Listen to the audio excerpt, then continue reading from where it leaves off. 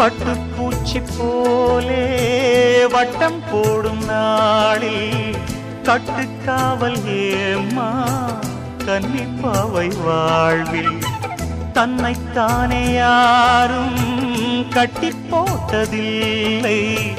தென்றல் காற்றுக்கேது துளிப்பாய எல்லை